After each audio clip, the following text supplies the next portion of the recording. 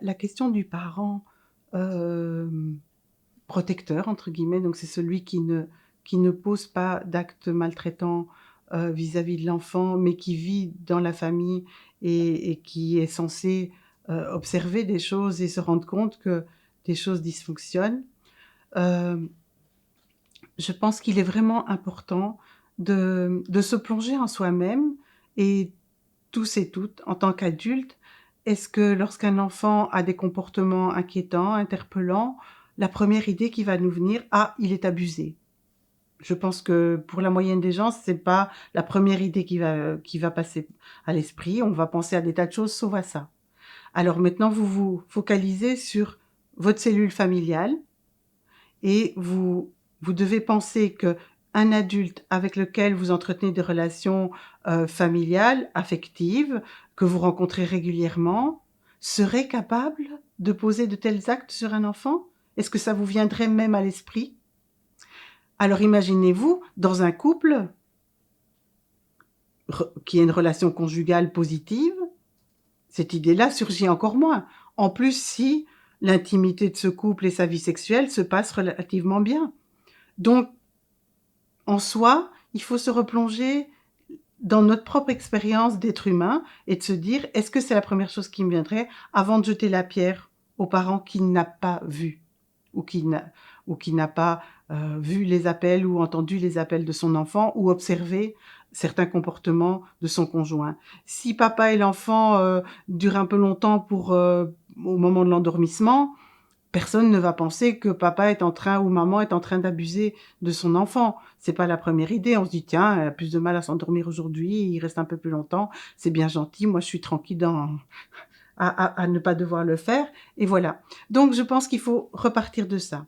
Après, il existe des situations où de nouveau il y a cette question, que je ne sais pas appeler autrement qu'économie psychique. Il y a des familles à transactions violentes.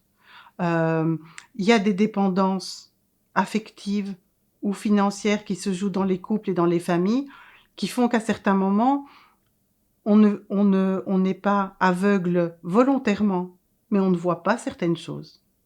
Et puis il y a la question de la charge cognitive.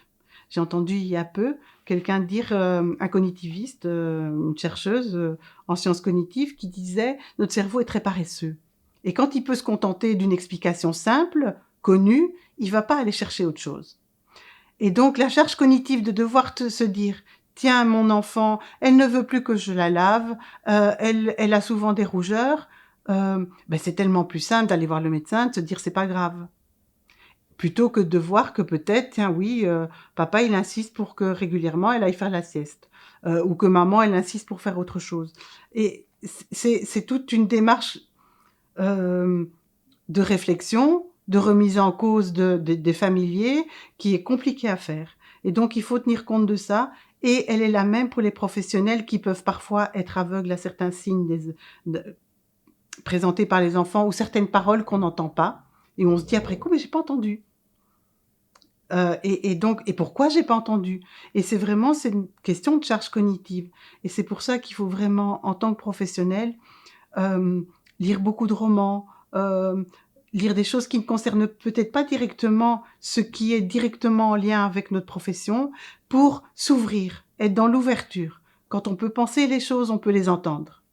Si on ne peut pas les penser ou si on ne elles sont pas déjà là, on est dans une forme de sidération. C'est bien ça le traumatisme, c'est être impacté par quelque chose qui est pas prévu dans nos cases et donc on ne sait pas comment réagir et on rentre dans des mécanismes de survie.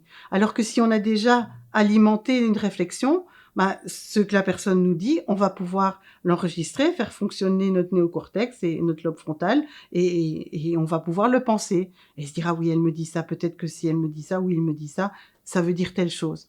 Mais si on ne s'est pas du tout intéressé à ces questions-là, eh bien, on va passer à côté parce que simplement elles sont pas dans notre registre de pensée.